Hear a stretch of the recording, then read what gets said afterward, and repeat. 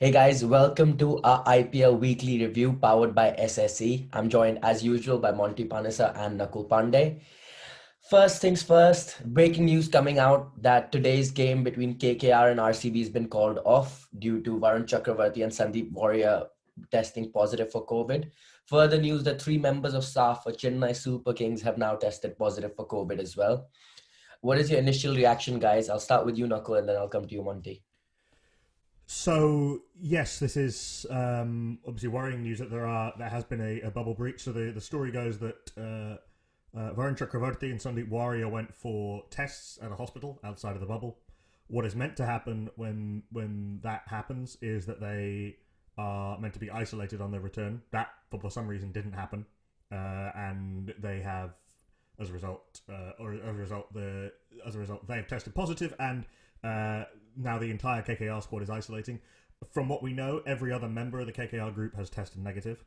The Chennai group, also it's worth pointing out the Delhi Capitals who played KKR have all tested negative, but they played Punjab yesterday, and so they'll need to be tested as well, and there might need to be more isolation going on there. That story is still developing. For Chennai, it's the team owner, the bowling coach El Balaji, and one of the members of staff who cleaned the team bus have tested positive. They are all in isolation. Although there is a story today, and I haven't quite been able to confirm this, but it is from a good source that they have tested negative again today. So there is a possible chance that was a false positive. The rest of the Chennai Super Kings group have tested negative as well. So perhaps there is the possibility of this being an isolated bubble breach, but even so, that is worrying. This is the first time we've seen a bubble breach in this year's IPL, and it's the kind of thing that has stopped tournaments in the past and stopped tours in the past. And there has to be a question now raised about how confident the players are in the IPL bubble and the procedures to isolate and reduce the impact of any potential positive tests. And it does seem that procedure that was in place, because other teams have followed it. For example, Sunrisers, when Natarajan was going to go for a scan, they delayed that as long as possible because he would have to quarantine on his return to the group and not be able to mix immediately with the group, which would rule him out for a longer time. As it turns out, the injury was too bad for him to continue. Something similar will presumably have to happen with KL Rahul after yesterday, after him being hospitalised and having surgery. There was a statement today that he'll be able to return to some cricketing duties in a week. That seems wildly optimistic on all fronts. So it is a worrying time. I'm neither as confident as I was last week that the IPL will go ahead continually because without being postponed, but nor am I as convinced as some that this means the end of the IPL. Yeah, and Monty, you've obviously been part of the bubble with the Legend series that went on earlier. As someone who's been part of the bubble, how much would that positive test affect you as a player? Um, but it doesn't really affect you at all, to be honest. You're much safer in the bubble, and it shouldn't be an issue. It's only two players. And are you of the opinion that IPL should carry on then as part of the bubble, even though the bubble was breached? Or do you reckon that there should be a delay where the tournament should stop so players can isolate so that the safety of the players is also kept in mind? Yeah. I think the IPL should be stopped now. Okay, and what do you think, Nakul? What's the ideal option in your mind for the IPL? What should happen? Should the IPL take a break for a week and players isolate, or do you reckon the IPL should carry on as is as long as players test negative? I think it has to be case by case, doesn't it? Obviously, everyone's going to be testing and everyone's going to be ramping up their testing procedures and their procedures in terms of isolating potential negative tests and isolating people on moving when they move in and out of the bubble. We're into the second week of the Delhi Ahmedabad leg. It is a difficult one, but I think I don't know if I'm as optimistic as Monty is about the players, particularly the overseas players who would be some of whom would now be allowed to go home. It's different with the Australians, of course, because they may not be able to get home to Australia, so they may not have another option. But the player confidence in the bubble is paramount, and if there is a sense of a loss of confidence in that bubble, then it's going to be very difficult. From where we stand now, recording at 1 p.m. UK time on Monday, the 3rd of May, it looks as though this game today, the Kolkata RCB game, has been postponed or rescheduled, I think was the official phrase. That will be played maybe at some point. The Chennai players have tested negative. I don't know what's happening with the Punjab players. The Delhi players have tested negative. We're obviously going to be having to keep an eye on breaking news and on any potential changes. As far as I know at the moment, the tournament is going to go ahead, and I'm not in a position to make the call as to whether that should be the case. To be honest, it comes down to whether the teams and the players think that they can continue the tournament and continue to keep players safe. And if the players don't think that they can stay safe, then it's very difficult to carry on. But I'm not.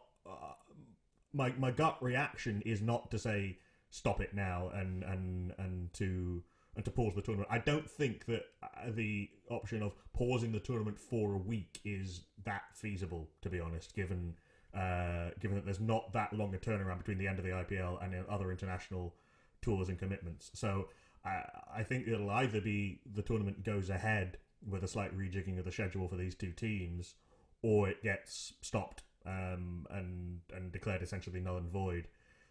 I'm not going to jump on the bandwagon of saying that the latter has to happen as a result of this, but certainly going to be keeping an eye on all of the news as it develops.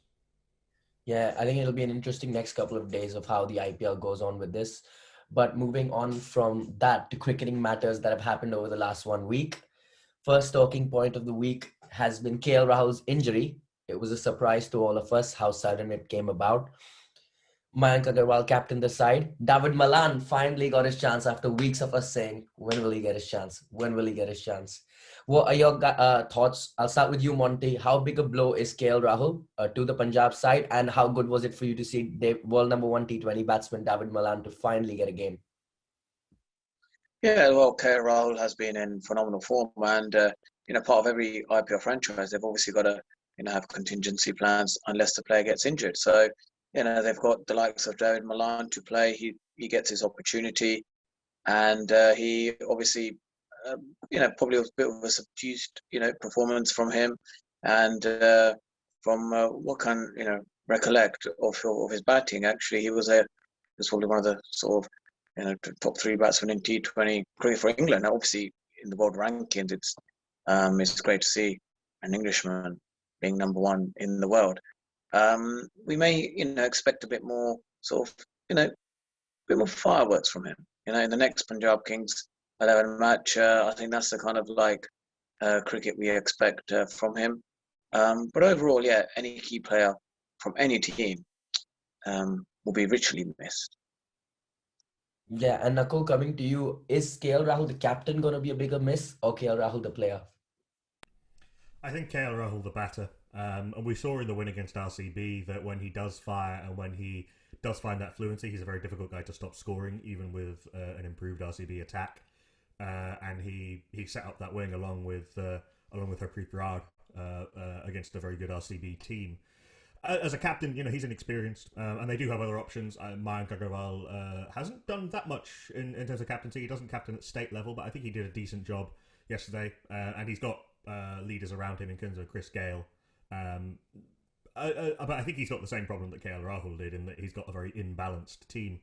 As far as David Malan is concerned, we know what we're going to get with David Malan. You don't pick David Malan and expect him to go off quickly. If you're doing that, you've not been paying attention to his career, frankly. So he's going to start slowly, and that if he does find that fluency and he does manage to accelerate, he again is very difficult to stop, and he's done that really well for England. It is a risk. There is a risk attached to that, and the risk is that he gets 26 off 26 and gets out. He hit a lot of shots straight to fielders, timed really nicely, but straight to fielders, and that can happen. I think he picked out the 3 balls in a row, picked out the same cover fielder with a very nice cover drive.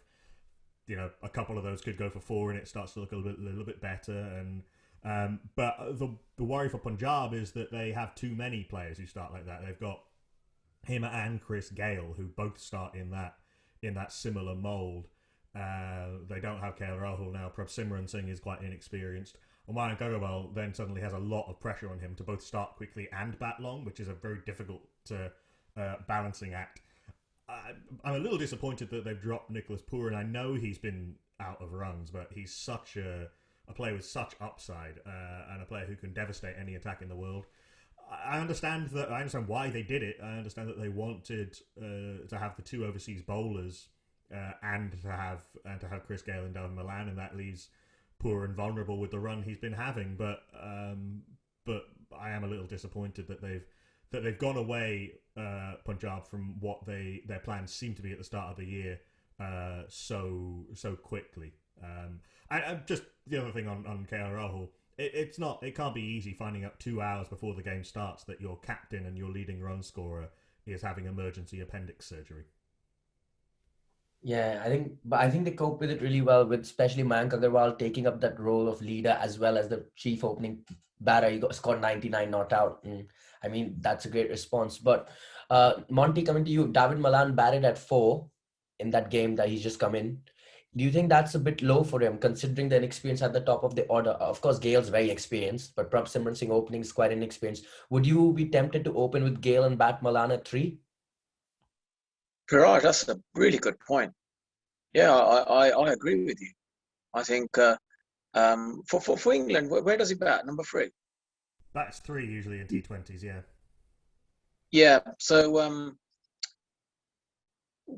with any player, would you want that particular player to play the same position that they're good at for the team that they're very successful, or does the player have to have the ability to fit in wherever he can? Now, that's one of the challenges of being a franchise player, isn't it? It's like ideal position for David Malan would be to be at 3 because he's successful for England there, but 3, Chris Gale may want 3 because they feel that that's a better position for him. So I think this is a sort of difficulties that sometimes fans around the world they expect players to fit in franchise cricket, but it's a lot more difficult because you may not get your position like you do when you're playing for a successful team, like he's done for England. Yeah, but would Gale opening not solve 2 problems for Punjab? They've obviously regularly been the slowest starters in the power play. KL Rahul and Mayank Agarwal aren't known to go out and hit from ball 1. The 6 overs, they've got the lowest strike rate of all IPL teams in the last couple of years. So Chris Gale opening would solve that problem. And then you're also fitting in the world number 1 T20 batsman where he's supposed to be the best at. Would it? Chris Gale's over the last few years built his game on starting slowly and exploding. Yeah, but if he's batting from ball 1 in the power play, you'd expect him to at least hit at a faster rate than a KL Rahul and a Mayank Agarwal, surely, with Gale's power and experience. Well, Biraj, that's a brilliant point, and I'm sure the coaching staff would probably consider this and think, should Chris Gale open the batting? Because in the past he's been successful opening the batting, for RCB. So yeah, I'm sure the coaching staff are pondering over these options. I wouldn't be against that as a move. Chris Gale is arguably the greatest T20 batter of all time and has done that mostly as an opening batter. But it is true that just as a profile of player, he has tended to build his career in the sort of middle to later part of his career on building slowly, getting set, and then hitting, and that's fine when it works. It's absolutely wonderful, but I don't. It might solve a different problem in the sense that you have 2 very experienced opening batters and a very good and solid top 3, presumably when KL Rahul is out. But I don't think it necessarily solves the problem of the fast start in that sense. It also, then, you drop Prabh Simran Singh, you need another Indian batter. They've got options, Sarfraz Khan is a good player and he could come into the middle order, or maybe Mandeep Singh. Sarfraz, I think, would probably be the one I'd go for, just in terms of a little bit more explosiveness. But I reckon Prabh Singh has to play because KL Rahul's the other wicketkeeper who's injured, so they have to play Prabh Singh. Well, that's also the problem. Or then you have to find a way to get Nicholas Pooran back into the team, which means you have to drop an overseas bowler, which is possible. I mean, Chris Jordan didn't cover himself in glory on yesterday, although he did bat well in a game earlier this season. This is Punjab are in a situation where they don't. It's very difficult for them to get the best combination of players out on the field at the same time. Yeah, it'll be interesting to see what they do because, again, if you get Pooran into the side for Prabh Singh, you can then expect Gale to open Malan at 3, Pooran at 4, and that solves their batting order and gets it a lot more experience than it is right now anyway. So it'll be interesting to see what they do. But moving on from Punjab Kings, we'll come to another team that's had a captaincy change. This time not to do with an injury, but more to do with the tactical side of things with changing the 11. David Warner dumped. David Warner dumped. Kane Williamson takes over the reins. Good decision, Monty? A terrible decision. David Warner has been one of the highest. He's one of the legends of the IPL, and Kane Williamson was batting so well. When he wasn't the captain. I don't understand why they've obviously changed that. It's a difficult one, isn't it? I know they're bottom of the table, but I just think that they should what they should do is if they were going to give the captaincy, maybe give it to Johnny Bairstow because he's always going to play and he's in prime form, and then David Warner still plays, and like dropping him completely and not giving him the captaincy, to be honest, it's a very high risk decision they've taken, and I don't know if it's going to help in the long term because David Warner is probably top 5 IPL batsman. So I don't know. I haven't really come across a situation in any team where they get rid of the main person, and it'll be interesting to see who was behind that decision. A few years ago, I think it was 2013, I remember Tendulkar gave up the captaincy midway through the IPL season and Rohit Sharma took over because Tendulkar felt he was out of form and then he decided to sit out. So Rohit Sharma took over the side, and I think that was the start of something for Mumbai Indians. It was 2012 or 13, I can't exactly remember. It was 2013, but that's a different situation. That was the last year of Sachin Tendulkar's career. David Warner is 34 now, but he's not coming to the end of his career. The stated logic for it actually made quite a lot of sense. Sunrisers, we've talked a lot about they need the extra bowler, their overseas combination doesn't work, it's very top heavy. So they needed the over extra seas all-rounder. In the end, I think they messed up and didn't use Mohammad Nabi early enough, and then when he came on, he was bowling to a set Joss Buttler, which good luck, frankly, from anyone, even someone as experienced as Mohammad Nabi. And by the time he came into bat, the game was done. I'm a big fan of Mohammad Nabi, but you've got to give whoever you bring in a chance to actually impact the game, whether it is Nabi or, if you want to see, Jason Holder. I think it's a really bold call, and probably one that actually does make a certain amount of sense, given that they needed that extra bowler. They couldn't really drop Kane Williamson with the way he'd been playing. You're not going to drop Rashid Khan. Obviously, and Johnny Bairstow's your only attacking over top order batter, so you're not dropping him either. They're in a really weird position, the Sunrisers. They're in a position where at the end of this sort of auction cycle, or couple of auction cycles, they've ended up with a really unbalanced squad in terms of their overseas players, and an Indian middle order that just hasn't fired at all this season, in fact for a couple of seasons. So they felt they had to do something, and the one thing I would say that it didn't work yesterday. They played quite badly, and Joss Buttler was absolutely stunning, and I'm sure we'll come on to that later. But there do seem to be a lot of people making decisions, and there's a lot of big characters. You've got Tom Moody, Trevor Bayliss, and then the two mentors, VVS Lakshman and Mathai Muralidharan. That's a lot of big cricketing names and a lot of big cricketing opinions there. Now, arguably, is that too many people making decisions? We heard David Warner in the week saying that he didn't agree with the selectors in not picking Manish Pandey. I find it very difficult to believe that the captain of any team wouldn't have, if not the final say, then be heavily consulted on the makeup of the 11. I mean, Monty, have you ever played in a team where the captain wasn't heavily involved in the selection of not the squad necessarily, but the final 11 that captain has to lead on the field? Yeah, look, it is an interesting one because when you have such a big player like David Warner, um, how can you got to give him the whole season to turn the season around and just do it halfway point. They must think that he's obviously like his strike rate. I don't know what's his normal strike rate, but it's probably slightly lower. But then doesn't he deserve an extended run after he's scoring like over 5,000 IPL runs? That's what Most runs by an international player in the IPL. He's been a yeah, great so player. exactly. And this is where I think doesn't he deserve an extended run as a captain, even though he's going a bit of not the best of forms? They're in a tricky position, the Sunrisers, as I said. They're in a position where they, as I said, they can't get their best 11 on the field. They can't, because of the overseas balance, because of the way that their team is functioning at the moment. And David Warner was the least undroppable of the lot, but you had to remove him as captain to do that, and give it to Kane Williamson for the rest of the season. I don't think it's any reflection particularly on Kane Williamson in that sense, or in his. He didn't bat particularly well yesterday, but he has batted well throughout the season.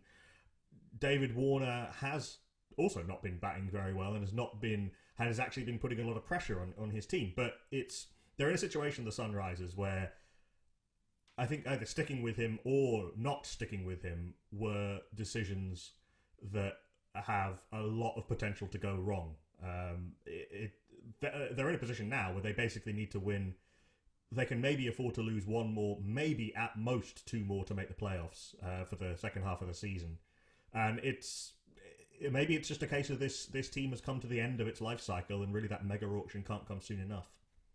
I'm not sure I agree with there's a certain amount of, there's always a desire to look like what's going on behind the scenes. Like, is there something we don't know about?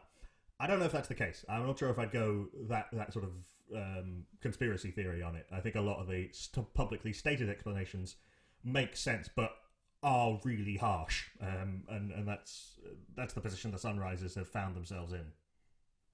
In the couple of times in the past, we've seen a captain drop himself for the betterment of the team. Just say that, I'm not doing well. For the betterment of the team, I'll drop myself, and then somebody else takes over. It's happened in the past. It's nothing new. Is that something maybe David Warner went and spoke to the management about? Could that be a possibility? I know he's not that type of character who shows that on the field, because he's a very aggressive guy on the field. But could it be one of those conversations he probably had behind the scenes for the betterment of the squad?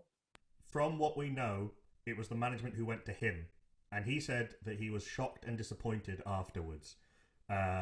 And from everything we know, it was Tom Moody and Trevor Bayliss and VVS Lakshman and Muttiah Muralidharan who made this decision and then went to David Warner with it. So, in answer to your question, no, that doesn't appear to be how it's happened. I don't have any inside information. This is just from what has been said publicly.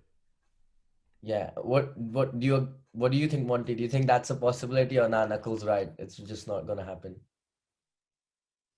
Sorry, what was your point again? The betterment of the team that. Yeah, maybe that David Warner said, maybe it could be that David Warner just spoke to the management and said, you do what you have to do for the betterment of the team. If you feel I need to be dropped to fit the balance of the side better, I'm happy to sit out. Do you think that's something David Warner would do? Look, he is sort of a really good team man, with the Australian team, and with Tom Moody and Trevor Bayliss being there, you kind of think that David Warner possibly would have got a bit more of an extended run, but unfortunately, they probably thinking that they want to make it to the playoffs. This is probably the right time to make some changes, and then because in the end they're obviously accountable, to the owners. The owners want to know why isn't Sunrisers, Hyderabad, doing very well in the tournament, and one of the reasons could be that they obviously haven't got their best 11. And, if they haven't got their best 11, then you're asking me, would David Warner actually say, look, guys, if we are bottom of the table, we don't know our best 11, give someone else a captaincy and then I'll sit out.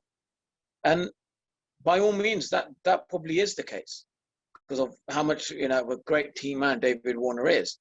And whatever they obviously publicly say in the media, that's obviously, however is agreed amongst the owners. But whatever I think happens between David Warner and the team and themselves, that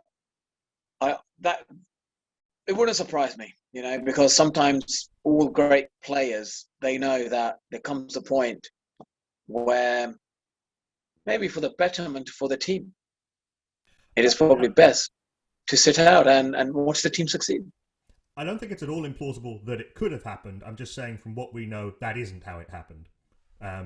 David Warner, he gets a bad rap, and he's got, he's very sort of aggressive in public, and he's done some things that he wouldn't be proud of. But from everything I've heard from people who've played with him, he is a good team man. He's a good teammate, and he was very visibly like sort of taking on the duties of the 12th man seriously yesterday, sprinting on with the drinks and being very encouraging. I don't think it'll kick up a fuss in that sense and be a negative influence in the dressing room in that sense, as much as it. But from what we know, the decision was put to him rather than the other way around.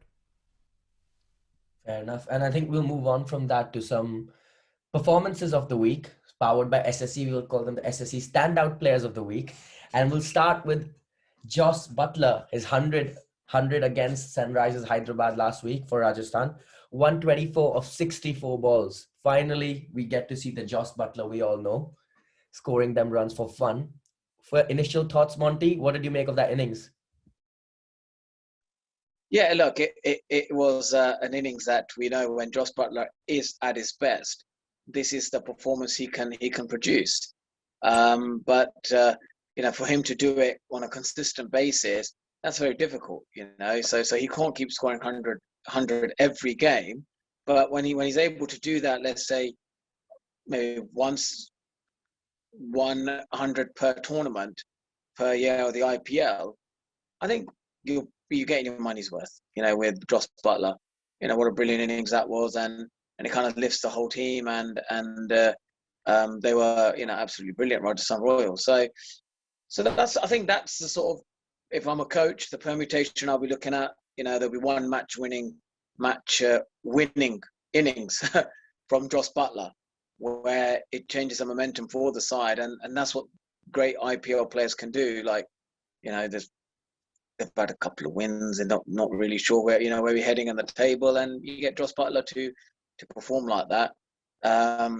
Definitely thumbs up from me. Yeah, and you, Nakul, as a neutral, it surprises me Jos Buttler doesn't open and Bairstow and Roy open for England. He's so good to watch when he gets going.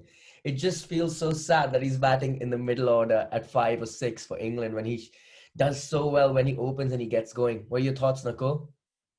Well, he does open in T20 cricket. They've moved Johnny Bairstow down the order to number 4 to get Jos Buttler into the T20 team as an opener. And there's a lot of talk about where he should bat. Butler's the kind of batter who's so good you want 2 of him, and this is sort of how it goes. It's a bit like AB de Villiers. Everyone wants him to bat in every single position.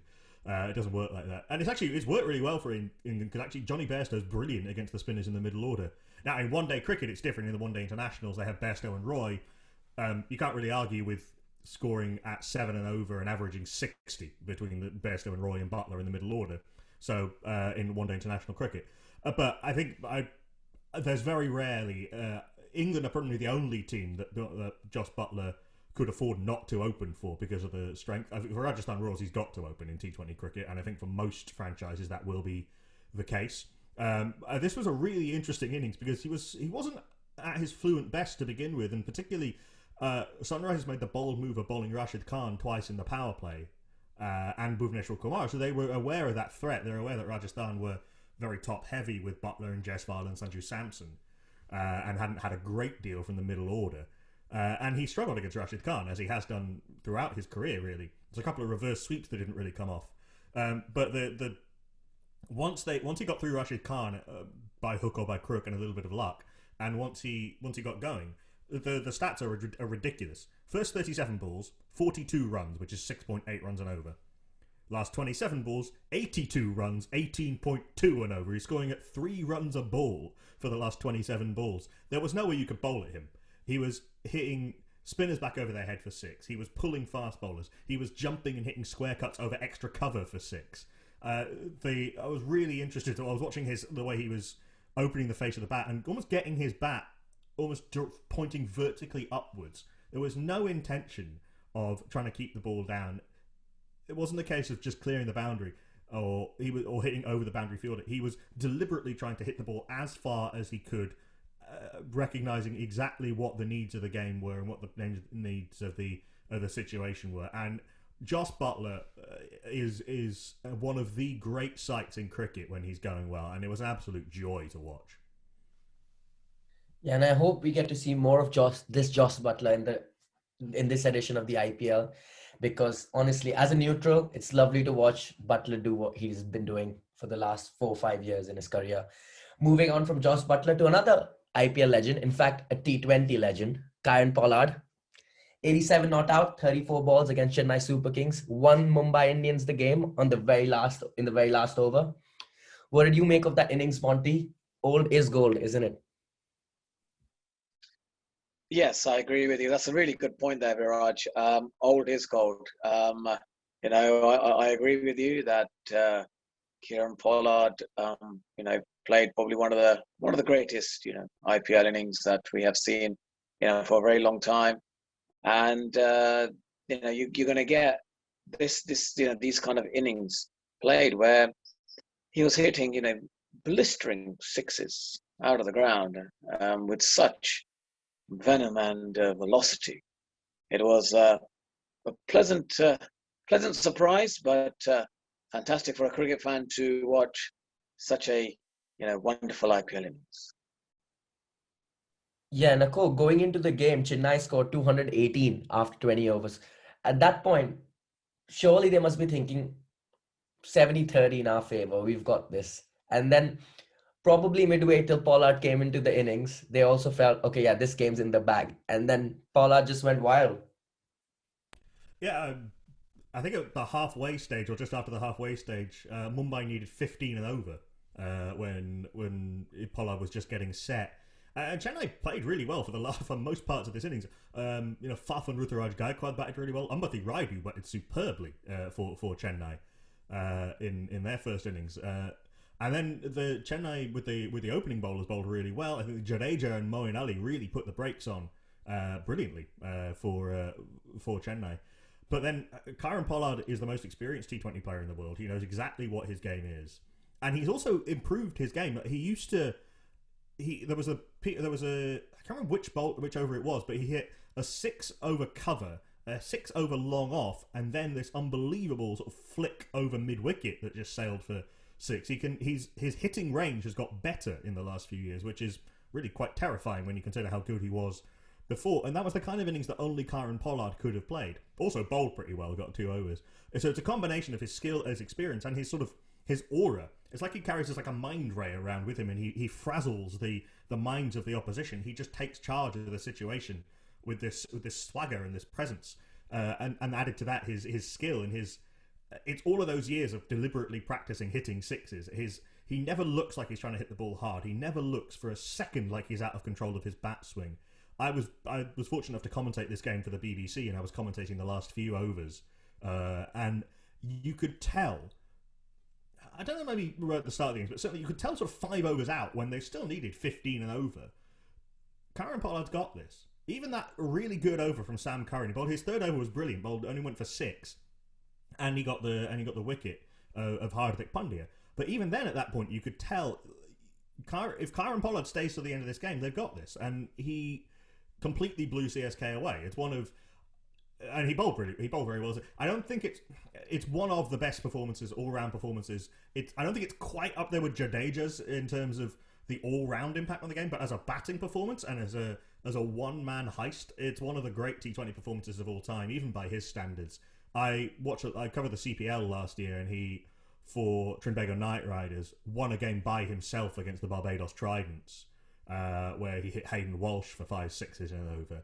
This was even better than that because he had to go harder for longer against better bowlers. It was just astonishing. And we shouldn't really be surprised by what Kieron Pollard can do because he has this aura and he knows his game so well and he's done it so many times before. As you say, experience matters more in T20 than in any other format. But he is a staggering cricketer and one of the all-time greats of T20 cricket. Yeah, and I think we should all enjoy and appreciate Kieron Pollard's contribution to the IPL while he's still around, because we don't know how many years he has left in him. But lastly, to finish, we're halfway through the IPL. The current top four as it stands is Delhi Capitals first, Chennai Super Kings second, RCB third, and Mumbai Indians fourth. Just a final word from you two. Is that the top four you're expecting when the 14 games are done, heading into the playoffs? Monty?